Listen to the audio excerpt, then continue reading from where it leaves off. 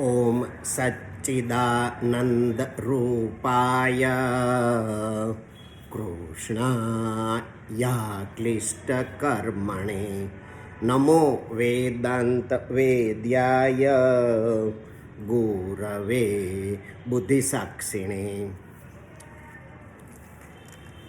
तो आज हम स्वधर्म के बारे में थोड़ा सा अन्वेषण करना चाहेंगे। तो ये सभी हमारे जो शास्त्रों है, स्क्रिप्चर्स है, उनका एक सर्वसामान्य प्रतिपादन ये है कि यहाँ सब कुछ परमात्मा है और उसमें साधक भी आ गया। और अगर ये बात जो है हम बेसिकली स्वीकार करते हैं कि सर्वम खल्विदम ब्रह्म अथवा तो वासुदेवः सर्वमिति अथवा तो ईशावास्यम इदम सर्वम अथवा तो सर्वत्र समवस्थितम ईश्वरम अथवा तो सर्वम एतेद ब्रह्म, ये जो अलग अलग हमारे स्क्रिप्चर्स है, शास्त्रों है, उनका ये जो प्रतिपादन है वो सब एक ही बात करते हैं कि यहाँ सब कुछ जो है वो परमात्मा है और परमात्मा के अलावा यहाँ दूसरा कुछ भी नहीं है। ऐसा नहीं कहते हैं कि सभी धर्मों का एक ही ईश्वर है, ऐसा नहीं कहते हैं। वो कहते हैं कि यहाँ ईश्वर ही है, केवल परमात्मा ही है, परमात्मा के अलावा यहाँ दूसरा कुछ भी नहीं है। और अगर सब कुछ परमात्मा है तो साधक भी उसमें समाविष्ट हो जाता है। और इस परिप्रेक्ष्य में अगर हम देखते हैं तो हमारा स्वधर्म क्या बन जाता है? स्वधर्म ये बन जाता है कि हमें जो कारकों है, जो परिबलों है कि जो हमें ये साक्षात्कार करने से रोकते हैं कि हम परमात्मा है, उन कारकों को नष्ट करना ये हमारा स्वधर्म बन जाता है। वो स्वाभाविक हो गया, वही स्वधर्म कहलाएगा। तो इस परिप्रेक्ष्य में हम थोड़ा सा अन्वेषण करेंगे कि कैसे हम क्या करें तो जो ये कारकों जो है, जो मनुष्य को परमात्मा होने का साक्षात्कार करने से रोकते हैं, उनको नष्ट कैसे किया जाए और उनकी प्रोसेस क्या हो सकती है, प्रक्रिया क्या हो सकती है। तो इसके बारे में हम आगे शुरू करें उससे पहले ये एक सनातन सत्य हमें जानना आवश्यक है कि समस्या जहाँ पर होती है वहाँ उस समस्या को दूर करने का कुछ किया जा सकता है। क्योंकि समस्या को दूर करनी है तो पहले वो समस्या कहाँ है वो हमें समझना पड़ेगा, आइडेंटिफाई करना पड़ेगा। देखिए कि हमारे चश्मा पर चींटी है और हम बुक पढ़ रहे हैं तो हमें दिखता है कि चींटी बुक पर है, तो हम बुक पर अगर चींटी को दूर करने का प्रयास करेंगे तो चींटी दूर नहीं होगी। समस्या जहाँ है वहाँ से उसको दूर करना पड़ेगा। वैसे ही दूसरा एक एनालॉजी जो है, दृष्टांत जो है, वो हम ले सकते हैं कि अगर जिस जगह पर हमारा मोबाइल खो गया है वहाँ ढूंढने से ही मोबाइल मिल सकता है और दूसरी जगह ढूंढना वो बुद्धिमानी नहीं है। तो ये जो बात है उनको हम बेसिकली इसको हमें स्वीकार करना पड़ेगा और बाद में हम ये मनुष्य को परमात्मा होने का साक्षात्कार करने से कौन से कारक है और उनको कैसे रोकना, इसके बारे में हम अब आगे बढ़ सकते हैं। तो पहले तो ये हमें पता होना चाहिए कि जो कारकों मनुष्य को परमात्मा होने का साक्षात्कार करने से रोकते हैं वो बाहरी दुनिया में नहीं है। जो कारकों है वो मनुष्य की आंतरिक भावनात्मक दुनिया में है। तो तो ये एक हमारा जो कार्य क्षेत्र है वो मर्यादित हो गया। हमें बाहरनी दुनिया में कुछ करने से ये समस्या हल नहीं होने वाली है कि मनुष्यों को जो मोक्ष का साक्षात्कार करने को रोकने वाले जो कारकों है वो मनुष्य की आंतरिक भावनात्मक दुनिया में होने के कारण वहाँ से ही दूर हो सकते हैं। बाहरी दुनिया में ये कारकों नहीं है तो बाहरी दुनिया का हमारा कुछ करने का बचता नहीं है। और हम अब बात आती है कि हमें उनको कैसे दूर करना चाहिए। तो पहले जो बात मनुष्य के मन में आती है वो आती है धार्मिक गतिविधियाँ। तो ये जरा उनके बारे में शांत चित्त से विचारे कि धार्मिक गतिविधियाँ जो है वो बाहर की दुनिया में संभव है, एक बात। दूसरी, धार्मिक गतिविधियाँ जो है वो सामूहिक रीत से हो सकती है।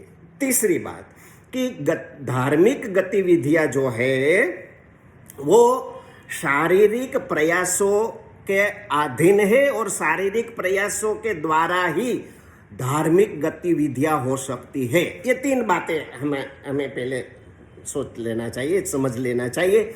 और ये क्योंकि ये बाहर की दुनिया में धार्मिक गतिविधियां होती है और ये जो कारक को मनुष्य को रोक रहे हैं वो मनुष्य के आंतरिक भावनात्मक दुनिया में है, तो बाहर की दुनिया के प्रयास उनको दूर करने में उपयोगी नहीं होंगे। ये लॉजिकल दिखता है और साइंटिफिक भी दिखता है, साइंटिफिक दिखता है, क्योंकि वो कार को बाहर की दुनिया में नहीं है तो बाहर की दुनिया में नहीं ये, और धार्मिक गतिविधियां केवल बाहरी दुनिया में ही हो सकती है।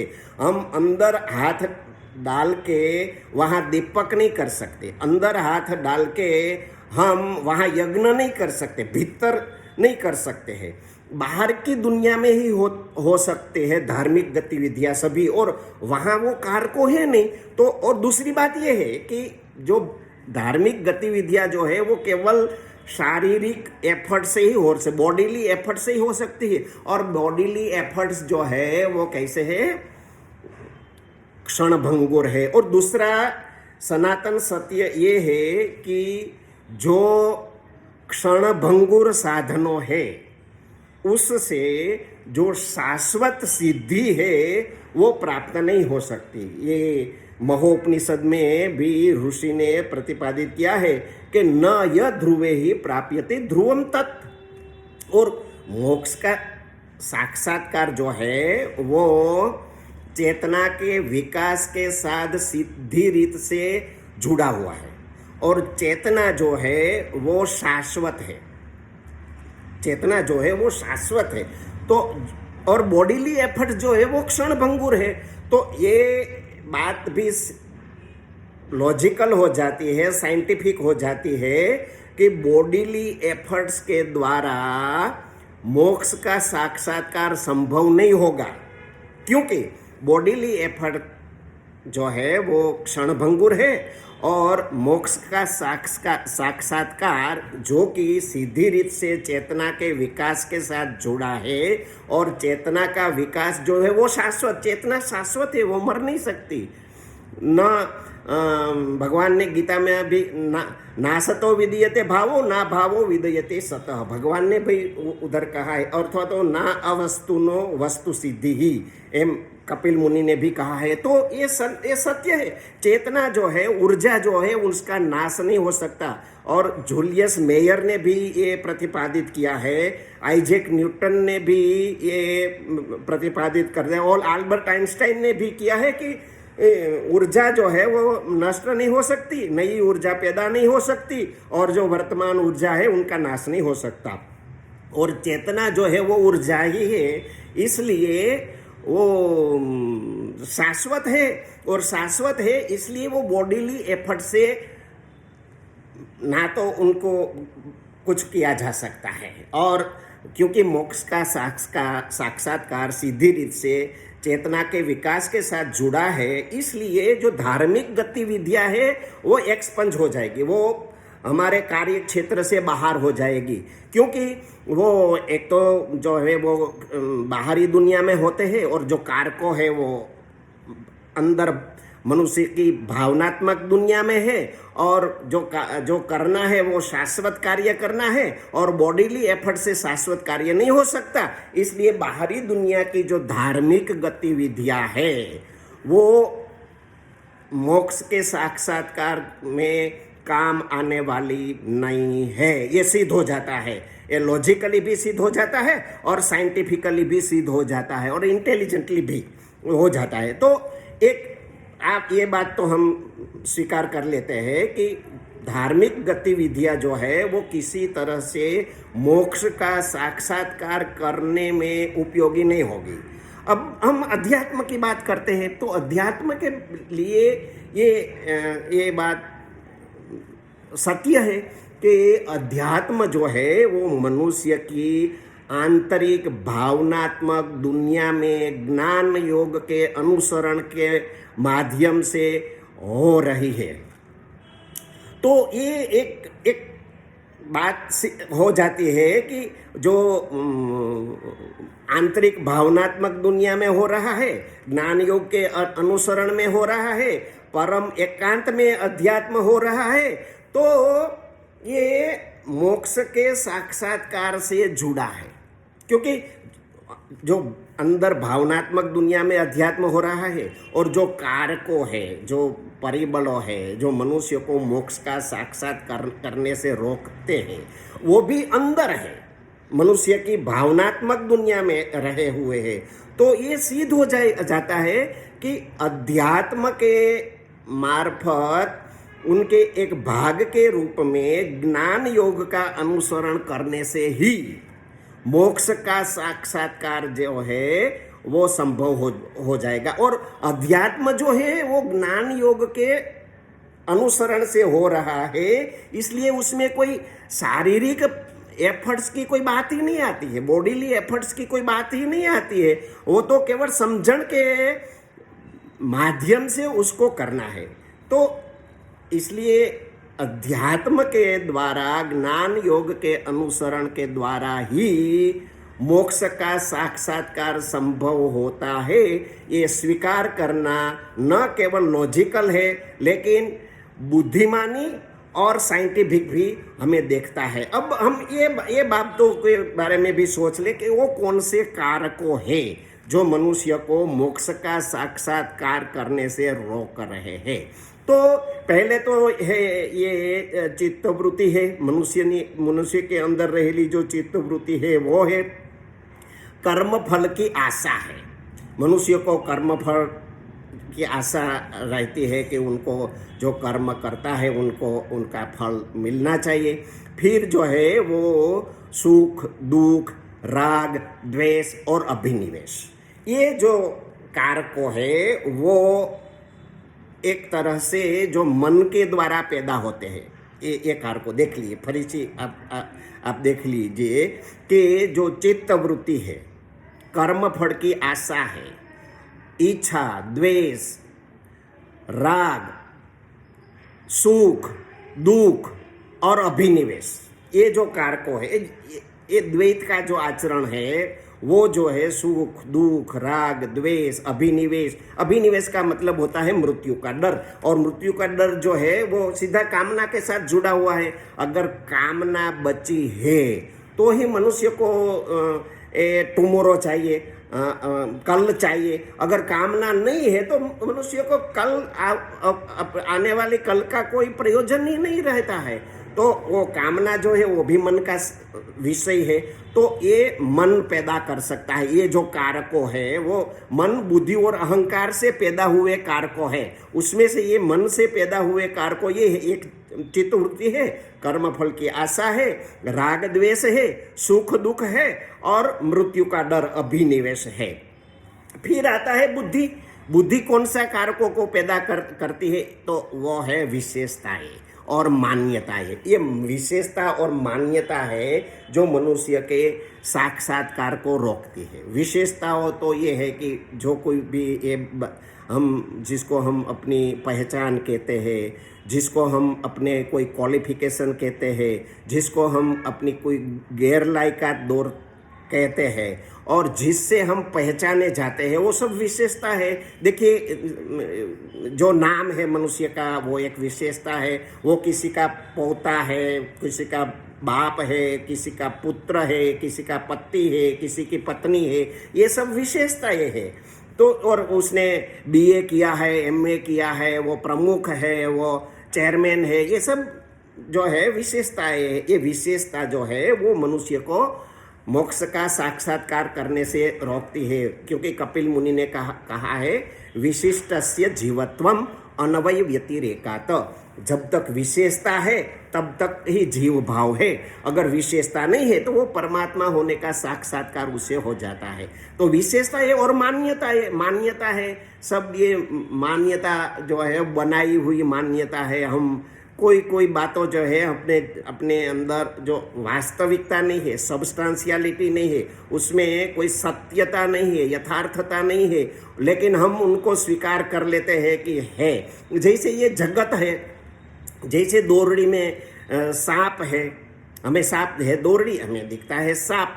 जैसे मृगजड़ हमको दिखता है, तो ये मान्यता है सब, जो है नहीं लेकिन मनुष्य को दिखता है कि वो है, वो बुद्धि पैदा करती है। तो ये कारको जो है विशेषता और मान्यता, ये बुद्धि के कारकों है। और अहंकार का कारकों भी है। तो अहंकार का कारकों कौन से है? तो एक तो जो है वो है कर्तापन का अहंकार, देहाभिमान, ढोंग, हिपोक्रेसी, प्रिटेंशन, दम्भ, और मैं कर रहा हूँ ये, और देहाभिमान, ये सब जो कारकों, ये जो परिबलों है, जो फैक्टर्स है, वो उनको ईगो, मनुष्य का जो ईगो है, अहंकार है, वो पैदा करता है। देहाभिमान है, दम्भ है, हिपोक्रेसी, ये ढोंग है, और कर्तापन का अहंकार है।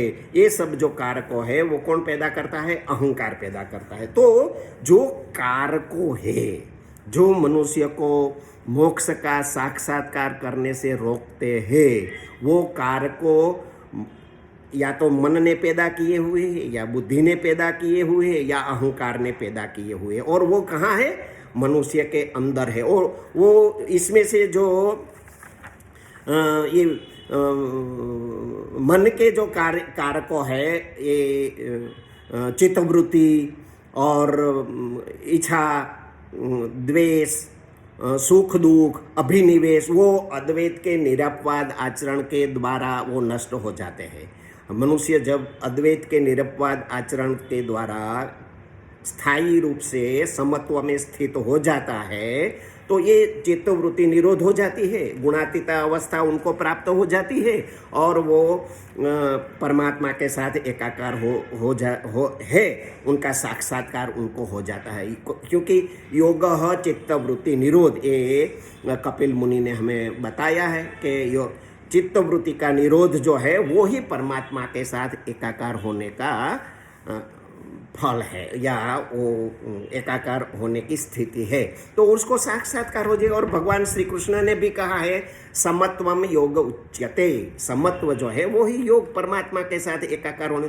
तो ये जो मन के कारकों है वो अद्वैत के निरपवाद आचरण वाली जीवन प्रणाली अपनाने से वह स्वतः नष्ट हो जाते हैं। और दूसरे कारकों जो है विशेषता है और मान्यताएं है, वो बुद्धि ने पैदा किए हुए हैं। और वो जो है वो जब मनुष्य अपने जीवन में निरपवाद अद्वैत के निरपवाद आचरण वाली जीवन प्रणाली अपनाता है, तो उसमें सनी सानी सद्गुणों, सरलता, निर्दोषता, सादगी, निष्पापता, ये जो सद्गुणों है वो उसमें आत्मसात हो जाते हैं।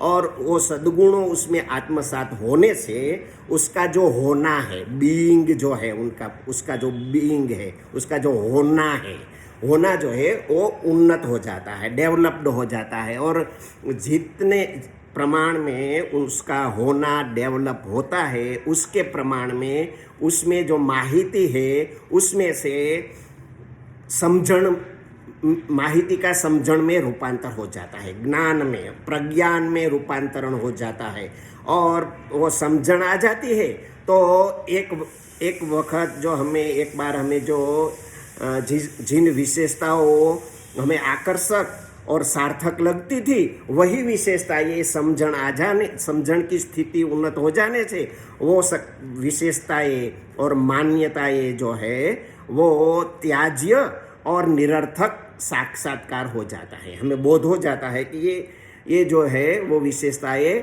निरर्थक है और त्याज्य है। और ये प्रकृति का एक अटल नियम है कि जो विशेषताएं उस मनुष्य को निरर्थक और त्याज्य होने का बोध हो जाता है, वो विशेषताएं मान्यताएं स्वयं ही अपने आप ही उसमें से जो है वो छूट जाती है। उनको कुछ करना नहीं पड़ता है, करे जितना करना होता है वो सब नष्ट हो जाएगा, जो किया जाएगा वो सब नष्ट हो जाएगा, मृत्यु उनको छीन लेगा। लेकिन जो शाश्वत सत्य उनमें आत्मसात हो जाएगा वो उसके साथ मृत्यु के बाद भी रहेगा। तो ये जो विशेषता वो त्यागनी नहीं है, उनको छोड़नी नहीं है, वो छूट जाती है। अपने चित्त वृत्ति जो है उनको त्यागनी नहीं है, लेकिन वो अपने आप नष्ट निरुद्ध हो जाती है। तो ये सब जो है। और तीसरी बात जो है देहाभिमान है। देहाभिमान वो भी ज्ञान से हमें पता चल जाता है कि मनुष्य न मैं देह भी नहीं हूँ और देह मेरा भी नहीं है। जैसे अष्टावक्र जी कहते हैं जनक राजा को अष्टावक्र संहिता में कि न मैं देहो न मम देहो, मैं भी देह नहीं हूँ और देह मेरा भी नहीं है। और ये अगर बौद्धिक रूप से ही नहीं भावनात्मक रूप से भी ये समझ में आ गया तो उसका देहाभिमान जो है वो टल जाएगा। वो उनको छोड़ना नहीं, वो टल जाएगा, देहाभिमान टल जाएंगे और वो गल जाएगा, गलित हो जाएगा। उनको जैसे हम नमक को पानी में डालते हैं तो वो पानी में वो गलन हो जाता है, उसमें मिक्स हो जाता है, वो भेड़ हो जाता है, उनका निर्भेड़ रूप से उसमें अदृश्य हो जाता है। वैसे ही ये जो देहाभिमान है वो टल जाता है। और देहाभिमाने गलिते विज्ञाते परमात्मनि, और जैसे ही ये देहाभिमान है वो चला जाता है, गलिते देहाभिमाने गलिते गलन हो जाता है उसका, तो विज्ञाते परमात्मनि, तो हमें हमारे में ही परमात्मा का दर्शन जो है वो हो जाता है, साक्षात्कार हो जाता है। और वही हमारी स्वधर्म की अवस्था है, स्वधर्म की सिद्धि की अवस्था है। तो ये हमने देखा कि स्वधर्म जो है वो हमें अब तक मनुष्य जहाँ पहुँचा हुआ है अपनी आध्यात्मिक साधना में, वहाँ से उसको स्वयं परमात्मा होने का अपरोक्षानुभूति हो जाए, वहाँ उस स्थिति तक पहुँचना ये उसका स्वधर्म है। फिर से एक बार सुन लीजिए स्वधर्म क्या है। तो आध्यात्मिक साधना के पथ पर आज साधक जहाँ पहुँचा हुआ है, जिस स्थिति में रहा हुआ है, वहाँ से वो स्वयं परमात्मा है ये उसका परोक्ष बोध हो जाए, अपरोक्ष बोध हो जाए, प्रत्यक्ष बोध हो जाए, इस स्थिति में उसका आ जाना है, वो उसका स्वधर्म है। तो ये हमने देख लिया कि इस तरह हम स्वधर्म में स्वधर्म को सिद्ध करके मृत्यु के पहले ही हम स्वधर्म को अपने में सिद्धि प्राप्त कर लेंगे। तो ये जो स्वधर्म की सिद्धि है वो सबके लिए संभव हो, ऐसी परमात्मा की कृपा सब पर बरसे, यही शुभाशीष के साथ यह जो सत्संग है वह हम पूर्ण करते हैं। ओम सच्चिदानंद रूपाय कृष्णाय क्लिष्ट कर्मणे नमो वेदांत वेद्याय गुरवे बुद्धिसाक्षिणे